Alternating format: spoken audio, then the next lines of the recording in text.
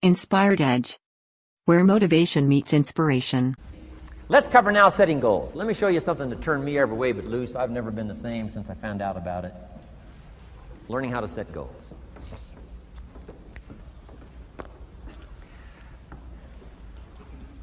Not long after I met Mr. Schoaf, we're having breakfast one morning.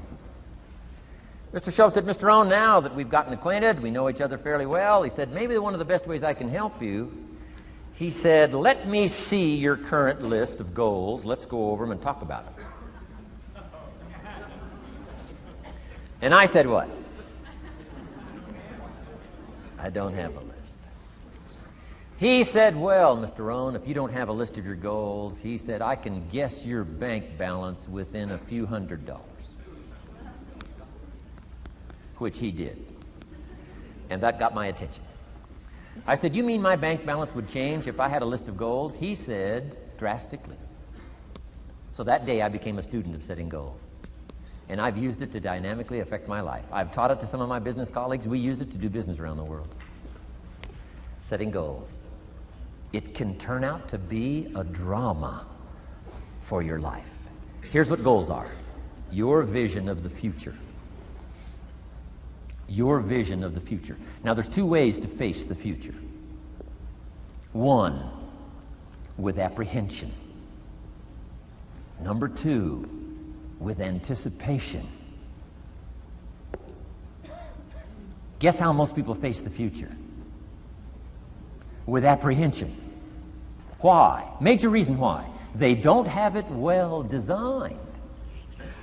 They've left the design of their future to somebody else. And if you don't make plans of your own, guess what? You'll probably fall into someone else's plans. Guess what someone else may have planned for you? Not much. You got to make a list of this not much stuff. I'm telling you, people all their lives count on this not much list. If all of your negative relatives all turn positive, what'll that do for your future? Not much. If prices come down a little, what'll that do for your future? Not much. If the economy gets a little better, what'll that do for your future? Not much. If circumstances get a little better, what'll that do? Not much. If the weather gets a little better over the next few years, that'll do. Not much. I mean, you could go right down this whole scenario list. Most people all their lives, with their fingers crossed, count on this not much list. That's why 10 years from now, they'll be driving what they don't want to drive, living where they don't want to live, wearing what they don't want to wear, doing what they don't want to do, having what they don't want to have, maybe become what they didn't want to become. And it all starts by counting on something that's not going to count much. You say, "Well, then how can my life dramatically change?" You got to count on yourself. And here's one of the things you got to count on: your ability to design the future. It's called the promise. And the promise of the future, if you'll design it well, can have an awesome effect on your life. But if you face the future with apprehension, you'll take hesitant steps all day, uncertain steps all day. And if you take uncertain steps all day for 6 years, you can imagine how empty your life can be. We've got to help our kids with the promise of the future. Now, here's what's connected to the promise: the price. The price to pay. But I'm telling you, the price is easy if the promise is clear. One of the better notes to make for today. The price is easy if the promise is clear and powerful. But the price seems almost too much to pay, too much to get over, too much to accomplish if the promise isn't clear, if the promise isn't powerful. I'm telling you, kids will pay the disciplines if they can see the promise. One of our biggest challenges as parents in the 90s is to help our kids see the promise of the future. That's why I'm teaching financial independence, how to become wealthy and powerful and sophisticated and healthy and unique. All of the stuff kids would hope to go for. It's all possible. This is America. That's the promise of the future. The price, a few simple disciplines practiced every day. And I'm telling you, the kids will pay the price of the simple disciplines if they can see the promise of the future. But if they can't see, they don't want to pay. And the same is true of all of us. We will pay the most extraordinary disciplines if we can see the promise of the future, called setting goals. So I'm asking you to get a handle on the future. I'm asking you not to leave it to anyone else. Don't leave it to the company. Company's got their own goals. I'm asking you to set your own goals, your personal goals. Income goals and financial goals and health goals and spiritual goals and where do you want to go and what do you want to do and what do you want to see and what do you want to be. That's it. Promise of the future. Design your own future. It's within your hands and your capacity to do so. Here's how simple now goal setting is. It's not mysterious. You don't have to anchor, you don't have to focus, you don't have to visualize. None of that stuff. Here's how simple goal setting is. Changed my life. Decide what you want and write it down. I mean, that's how profound this stuff is. Decide what you want and write it down. Make a list. Where do you want to go? What do you want to do? What do you want to see? What do you want to be? What do you want to have? What do you want to share? What projects would you like to support? What would you like to be known for? What skills would you like to learn? Some extraordinary things you'd like to do? Ordinary things you'd like to do? Right? Silly little things you'd like to do, very important things you'd like to do. Decide on all that stuff and write it down, write it down, write it down. That's how simple this stuff is. And it's your own private list. If it's really private, on your list, put some stuff in code where nobody can understand it if this list fell into unfriendly hands. Okay. And simple things, whatever. Foolish things, doesn't matter. It's your list. I had a little revenge on my first list. Budget finance, who used to harass me. I got 2 or 3 payments behind. This one guy called incessantly. Said, we're going to come get your car, drag it rear end up down the street in front of your neighbors. Put me down something fierce. When I met Shof, got my life straightened out, one of the first things on one of my lists was budget finance. And when I finally got the money, I needed a little drama in my life. Finally got the money to pay him off. I put it in small bills in a big briefcase. Walked into the budget finance office on Wilshire Boulevard in Los Angeles. The guy who harassed me so often, his desk was about 3 back. I opened the door, walked in, right up to his desk, stood right in front of him, never said a word. He said, well, what are you doing here? Didn't say a word. I opened up this briefcase, dumped this pile of money all over his desk. I said, count it. It's all there. I'll never be back. Turned around, walked out, slammed the door. Now that might not be noble, but you got to try it at least one time. Pay off with a little drama.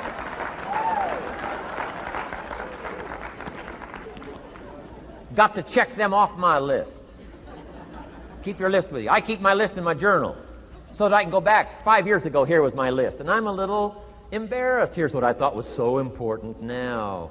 How my philosophy has changed. From 10 years ago, 5 years ago, 3 years ago. Here's my old list. Here's my new list. Here's what's valuable to me now. Here's what I want my life to be now. Here's where I want to go, what I want to do, what I want to see. Keep your lists of goals so that it shows your growth, shows your ability to change and grow. Your philosophy grows and expands what's valuable. Setting goals. Doesn't matter how small, foolish it is. Put it on your list. My Japanese friend, Toro Ikeda, put on his first list, a Caucasian gardener he wanted. Thought that was good.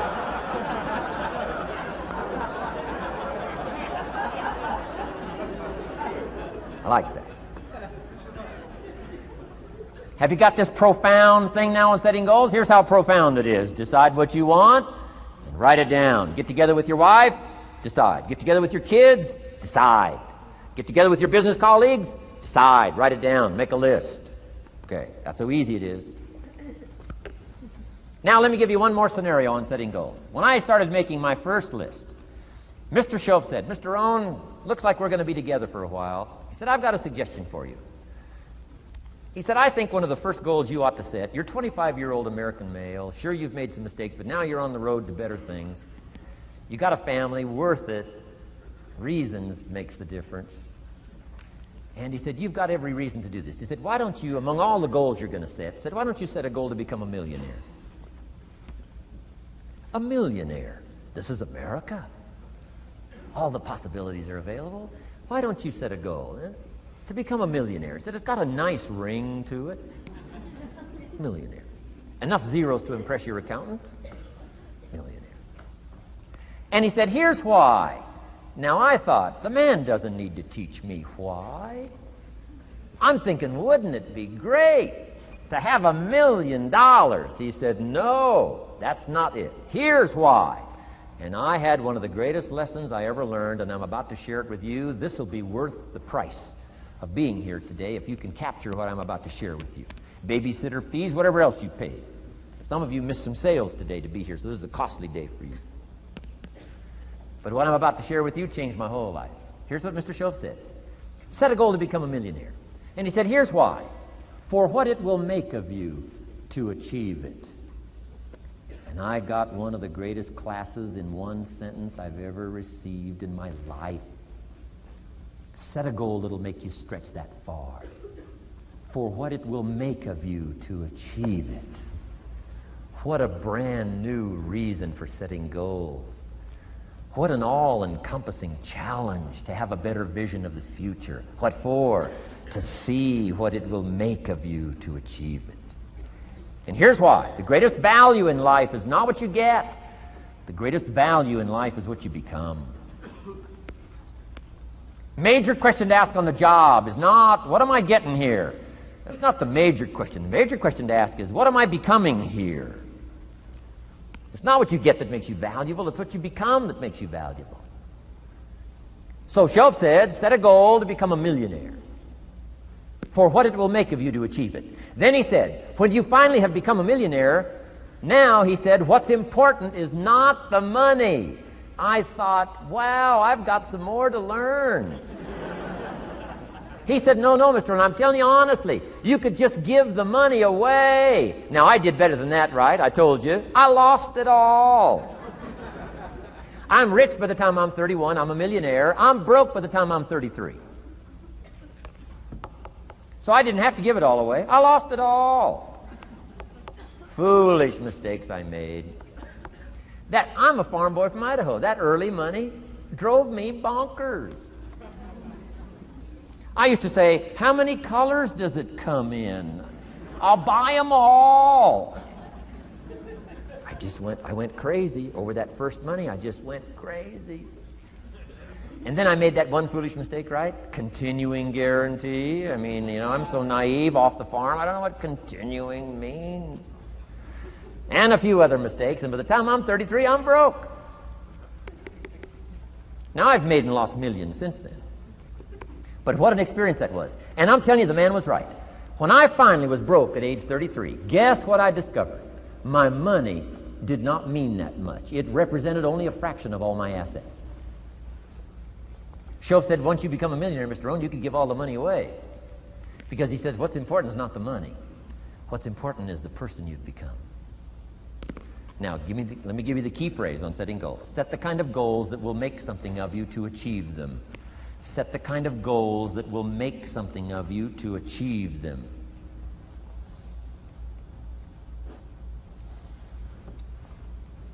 Always keep that in mind. What will this make of me?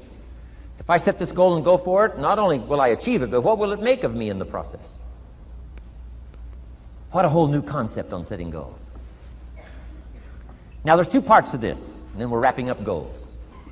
Here's the first part now on this goal setting for what you become. Number one, don't set your goals too low.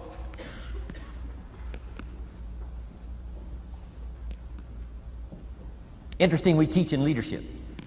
You'll find it on the cassettes. Don't join an easy crowd. You won't grow. Go where the expectations are high. Go where the demands are high. Go where the pressure's on to perform, to grow, to change, to develop, to read, to study, to develop skills. I belong to a small group. We do business around the world. You cannot believe the expectations at that level. What we expect of each other in terms of excellence. Far beyond average. Why? So that we can each grow, so that we can receive from the group, we can contribute to the group. Something unprecedented. It's called living at the summit. Go where the demands are high. Go where the expectations are strong, so that it'll provoke you, push you, urgently insist that you not remain the same for the next couple of years, the next 5 years, that you'll grow and change. So don't set your goals too low. The guy says, well, I don't need much. Well, then you don't need to become much.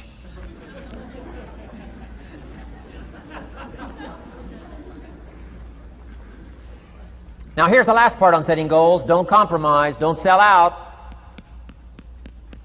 There were some things I went for back in those early years that I paid too big a price for. If I'd have known how much it was going to cost me, I never would have paid, but I didn't know. So don't sell out. Ancient phrase says, count the cost, count the cost, count the cost. An ancient story says, Judas got the money. You say, well, that's a success story. No. It's true, 30 pieces of silver in those days was a sizable fortune. You say, well, if a guy's got a fortune, right, that's a success story. No, you don't understand. His name was Judas. Doesn't that ring a bell? Judas. You say, oh, yes, Judas, the traitor. That's right, the traitor got the money. Doesn't that change the story? And the answer is, of course, it changes the story. Interestingly enough, after Judas gets the money from becoming a traitor, he's got the money in his hot little hand, and now he's unhappy. Somebody says, well, if you had a fortune, how could you be unhappy? Well, he wasn't unhappy with the money. He was unhappy with himself. Key phrase, the greatest source of unhappiness is self-unhappiness. The greatest source of unhappiness doesn't come from outside. The greatest source of unhappiness comes from inside. And here's where the erosion starts, doing a little less than you could. That's where the beginning little infection of unhappiness starts, doing a little less than you can, not feeling that good about yourself. So don't let that happen. Judas is unhappy. He says, what'll I do? He says, oh, I'll just take the money back. Walked in where he got the money and said, here, take this money, I'm unhappy. They said, heck with you, Judas. We got what we wanted, you got what you wanted, out. They threw him out with his money. Judas says, well, what'll I do now? He says, oh, clever. Should have thought of this first. I'll just throw the money away. And he proceeded to throw his fortune away. Why would he throw his fortune away? He was so unhappy with himself. And that's not even the end of the scenario. After he threw his fortune away, he couldn't change what he became, a traitor. And now, in total abject frustration, he goes out and hangs his worthless self. Which all traitors should do, save the state the money.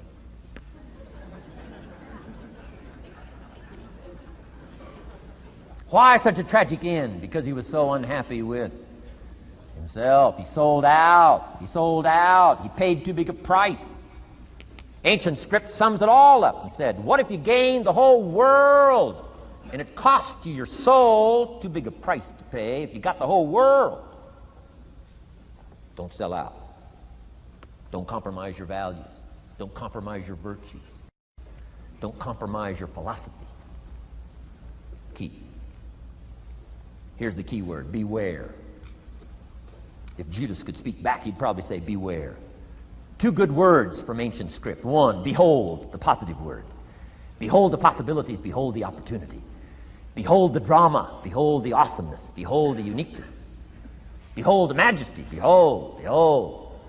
What a good word. But here's the other word, beware, beware, beware. Don't sell out. Mark well what you become in pursuit of what you want. But I'm inspiring you, hopefully, to set the kind of goals that'll transform your life, make you far better than you are, far stronger than you are. Okay. Isn't this good advice? This is such good stuff.